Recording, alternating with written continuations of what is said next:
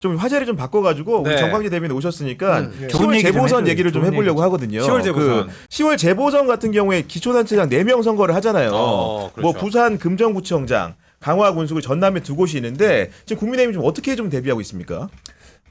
저희는 현실적으로 우리가 승리할 수 있는 곳에 선택과 집중해야겠죠. 그리고 호남을 포기하지 않는 정당이 되겠다라고 공언했던 만큼 네. 호남의 두 지역 모두에 후보를 내는 게 목표입니다. 지금 곡성 군수는 후보를 냈고요. 네.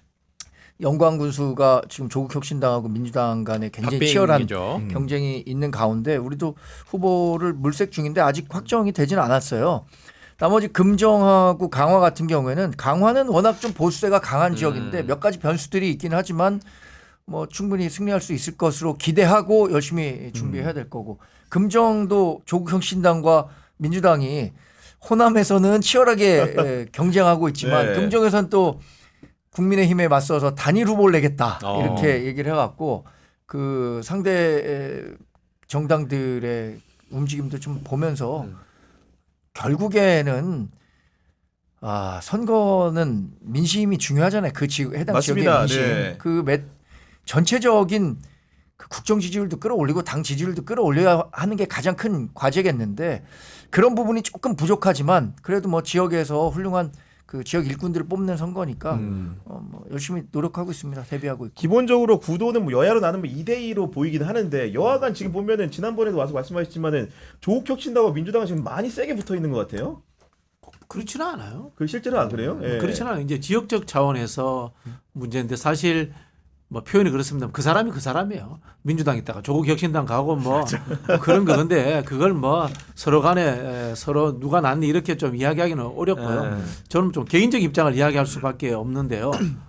지금 이번 보궐선거는 서울시 교육감 선거에 집중해야 됩니다. 서울시 교육감 선거가 수도권 민심이기 때문에 뉴라이트 교과서라든가 과도한 이념을 이 정치, 교육 모든 부분에 대해서 불어넣고 있는 윤석열 정부의 교육관 이런 것들을 심판하고 정리하자면은 윤석열 정부 교육정책 탄핵의 장으로 만들어야 됩니다. 서울시 교육감 같은 경우에 보수우파는 조전혁 전 의원이 네. 보수우파 단일 후보로 단일 후보. 선정이 됐고 그분이 뭐 뉴라이트도 아니고 그분이 뭐 윤석열 정권의 그 뉴라이트적인 역사 사관에 대해서 교육 사관에 대해서 이렇게 뭐 인정을 하거나 동의하는 분이 아니기 때문에 그렇게 몰고 가는 것은 좀 무리가 있고 대단히 좀 상식적이고 훌륭한 분이다라고 말씀을 드리고 민주당 같은 경우에는 만약에 영광 군수나 곡성 군수 중에서 한 군데만 잃더라도 혁신당 이재명 당대표의 리더십엔 대단한 타격이 올 것이다. 그런 생각이 좀 들어요. 호남이 다른 생각을 하고 있네. 호남이 대안을 찾을 수도 있겠네. 호남이 이재명 대표에 대해서 그렇게 전적으로 밀어주지 않고 있네. 이런 인식만 주게 되면은 아마 이재명 대표가 11월 15일 날 그 선거법 관련해서 어떤 좀 과한 네. 그러한 실형을 받게 되면은 아마 호남 민심이 확 바뀔 수가 있고 민주당 의원들도 다르게 생각할 수가 있을 텐데 저는 하나의 중요한 포인트를 보는 선거가 강화 군수예요. 강화 군수다. 네, 지금 국민의힘에서 탈당해서 무소속으로 출마한 안상수 전 인천시장 같은 경우엔 그쪽 지역에 국회의원도 했었거든요. 맞아요. 예. 그러니까 너무나 잘 알아 그 지역. 다 그냥 아는 사람들이야. 그리고 인지도가 높잖아요. 근데 지금 국민의힘 후보는 대단히 국민의힘의 지지자들이 보기에는 적절하지 않은 사람이 지금 공천을 받았거든요. 그래서 국민의힘 같은 경우에는 거기 선거는 그냥 시도당 차원에서 알아서 하시고 이런 입장이란 말이에요. 만약 재보궐선거가 중요하다면 당대표나 지도부가 일부러 일정을 만들어가지고 그냥 가요. 가서 인사도 하고 막 이런다고. 근데 지금 그런 움직임이 없잖아. 제가 그 죄송해요. 아는데 있습니다. 곧? 네. 그러니까 아직까지는 없잖아. 곧 가고요. 그러면 안상수 후보의 여론조사가 잘 나와요? 거기 지금 아직 여론조사 나온 게 네. 없는 걸로 알고 있고요. 박응철 후보가 일부 뭐 그 기소된 내용이 있었는데 그거에 대한 사법 리스크는 굉장히 적기 때문에 이분이 후보가 된 걸로 알고 있어요. 여기 우리 당에서 공천할 때 왜냐하면 이게 가가호호 방문과 관련한 것들이 뭐 네. 기소가 돼 있는 상태라고 저도 알고 있는데 그것은 그동안의 모든 판례를 봤을 때 벌금 100만 원 이상 나온 적이 한 번도 없기 때문에 뭐 그런 것들이 고려된 걸로 알고 있고 안상수 후보도 사실 지금 선거법 위반과 관련해서 여러 가지 그 재판이 진행 중인 걸로 알고 네. 있거든요. 그런데 강화 군민들이 물론 안상수라는 분이 인천시장 2번 했고 대선 후보로 나섰고 해당 지역에서 국회의원까지 했지만 네. 이제 그 정치 새로운 정치를 하기에는 약간 뭐 옛날 뿐이다라는 올드 이미지가 패션이다. 있단 네. 말이에요.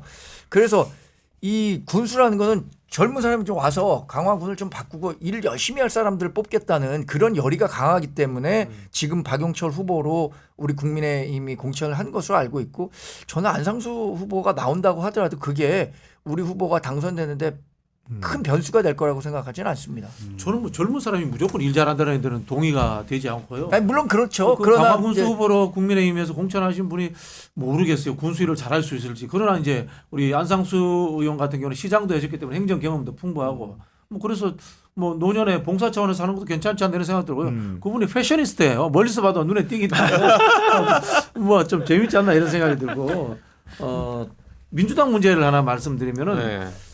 저는 개인적으로 조국 혁신당에서 후보를 내고 그다음에 민주당도 지도부가 각오하는 것에 대해서 조금 동의하지 않습니다. 그냥 지방자치 본연의 선거로 놔뒀으면 해야 된다. 네. 어떨까라는 생각이 드는데 갑자기 쇠빙선이 따뜻한 남쪽 나라에 출동을 해요. 이러니까 이게 정당 논리에서 안 갈 수 없는 상황이 돼버렸는데 이게 결론은 민주당이 이길 거예요. 이기는데 그 승리가 과연 대단한 영광일까 하는 부분에 대해서는 저는 좀 생각이 원장님 달라요. 대단한 영광이라고 하니까 영광 여론조사 결과를 좀 소개해드리면 있어? 뉴스원 남도일보 아시아경제 등 리얼미터 의뢰에서 지난 10일에서 11일까지 무선 90% 유선 10% 혼합 ALS 방식 조사한 결과 그 장현 혁신당 후보가 30.3% 장세일 민주당 후보가 29.8%를 아이고, 기록해 와, 0.5%포인트 우위를 점한 거 나타났다는 겁니다. 근데 두 분, 세 분 말씀을 종합을 해보면은 영광 같은 경우에는 두 후보가 붙어 있고요. 네. 강화 같은 경우에도 무소속 안상수 후보와 그 국민의힘 후보가 붙어 있는데 작은 선거기는 하지만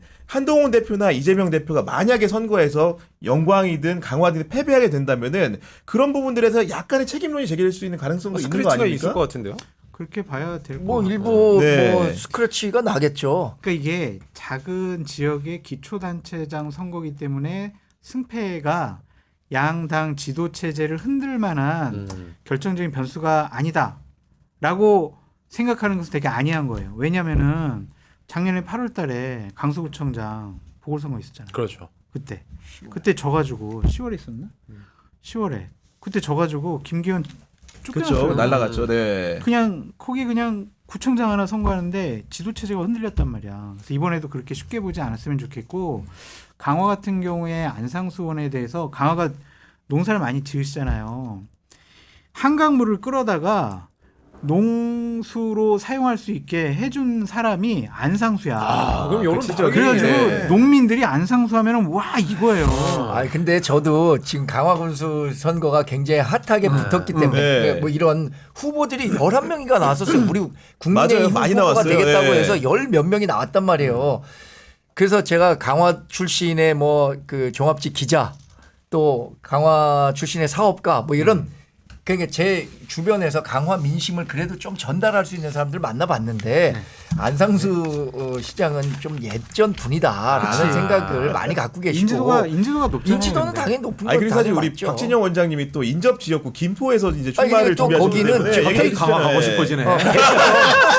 그 현역 의원이 배준영 의원이란 말이에요. 네네. 배준영 의원이 제가 알기로는 지금 후보를 공천하는데도 많은 공을 들인 걸로 알고 있고 네. 하기 때문에 저는 강화가 뭐 안상수 변수가 그렇게 클 거라고 생각하진 않아요. 요즘에 뭐 박지원 원장님하고 박지원 의원님하고 정동영 의원 잘하고 계셔가지고 이거 사실 보면요 중앙 정치가 지방자치 말살하는 거예요.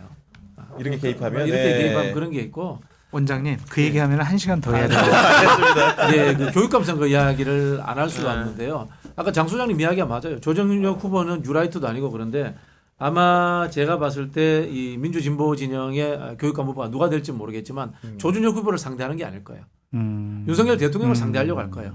앞서 우리가 이제 지난 강서구청장 보궐선거 이야기했잖아요. 그때 강서구청장 보궐선거도 결국 윤석열 대통령을 보고 선거를 한 거예요. 근데 또 웃기는 건 지도체제가 날아간 건 김기현 지도체제가 날아간 거예요. 김기현 대표가 잘못한 게 아니에요. 윤석열 대통령이 억지로 김기현 지도체제 날린 거잖아요. 이게 결국은 전부 다 윤석열 정부 탓인 거예요. 그런 상황으로 흘러가고 있는 거고. 자, 지방자치 말살도 알고 보면 윤석열 정부 탓, 교육정책 말살도 윤석열 정부 탓, 김기현 지도부 날라갈 것도 윤석열 정부 탓. 모든 게 그렇게 지금 흘러갈 수밖에 없는 거예요. 네. 국민의힘이 지금 힘들고 정치하기 피곤한 것도 윤석열 정부 탓. 다 그런 이거 거예요. 2006년 7년에 모든 게 이 노무현 대통령 탓이다라는 것과 비슷한 양상으로 흘러가는 건데 저는 모든 사안에 대해서 누구의 탓 이렇게 너무 탓하는 것보다는 그동안 누구 덕으로 이렇게 했다라는 네. 긍정적인 따뜻한 좀 정치. 따뜻한 윤석열 대통령 덕으로 주가가 떨어지고 윤석열 덕분에 경제지수도 떨어지고 국민들은 분열되고. 알겠습니다. 오늘도 1시간 동안 다양한 정치권 현안 이야기 나누다 보니까 끝날 때 됐죠? 마칠 시간이 다 됐습니다. 네. 그리고 정광희 대변인 끝으로 예. 그 사실은 기자 생활하면서 많은 정치인들 경험하셨는데 네, 네. 지금 한동훈 대표 체제 예. 대변인으로 일을 하시는데 직업 정치인으로 새로 입문한 한동훈 대표 옆에서 보니까 좀 어떤 장점인지 설명 좀 해주시겠습니까?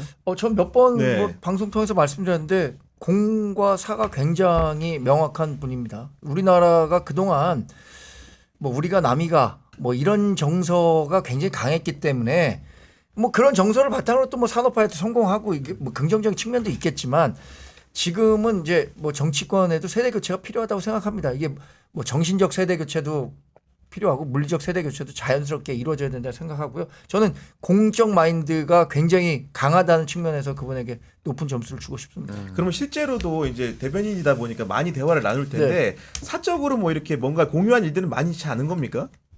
사적인 일들을 네. 크게 공유하진 않습니다. 제가 아주 단적인 말씀 네. 하나 드릴까요? 저랑 아주 가까운 분이 한동훈 대표와도 굉장히 가까운 분이에요. 근데 그게 인연이 돼서 한번 얘기를 나눈 적이 있는데 그 이후로 그분과 관련한 이야기를 한 번도 나눠본 적이 없습니다. 아. 그러니까 굉장히 하여튼 업무와 저 사적인 영역과는 분리를 많이 하는 것 같은데 그게 오히려 요새는 뭐 MZ 세대나 프로페셔널한 거 아닌가요? 한마디로 대변인님이 이- MG가 아니잖아요.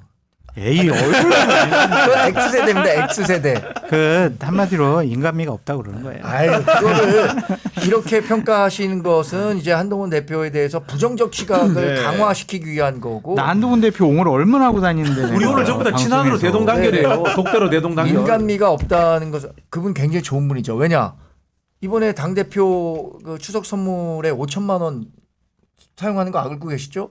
그거 본인 돈으로 아니 그분 그 돈을 활용해서 결식 아동들에게 그 추석 연휴간 이용할 수 있는 그 네. 밀키트를 선물했잖아요. 아 모르셨어요?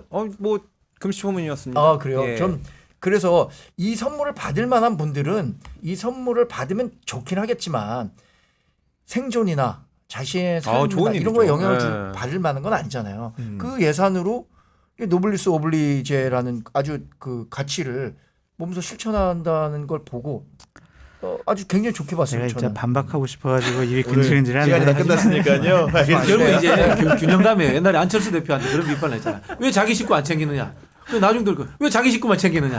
그런 이게 결국은 그러네. 균형감이고 상황 논리를 네. 잘 따라서 해야 되는 거예요. 선생님, 천하람원은 어디가 있어요 지금? 잠수 탔잖아요. 알겠습니다. 잠수함.